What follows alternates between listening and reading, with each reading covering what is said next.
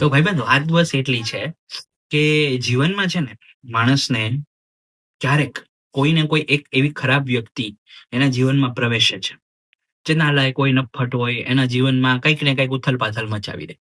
તો એનાથી એવું ના માની લેવું જોઈએ, એવા અનુભવોથી એમ ના સમજી લેવું જોઈએ કે દુનિયા આખી એવી જ છે. કારણ કે એ વ્યક્તિ ખરાબ કરીને જતી રહી તો શું આપણા શ્વાસ અટકી ગયા? આપણે અટકી ગયા? નહીં ને. આપણે તો આગળ વધતા જ રહ્યા છીએ. તો જીવનમાં આપણે વિશ્વાસ રાખીને આગળ વધતા રહીએ ને કે એવું માની ન લઈએ કે દુનિયાના બધા જ વ્યક્તિઓ ખરાબ છે.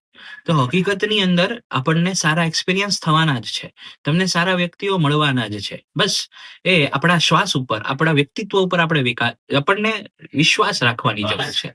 આ વાતને સમજવી અને થોડીક બરાબર છે ધ્યાનમાં લેવી અઘરી છે. પણ ટ્રાય કરવા જેવું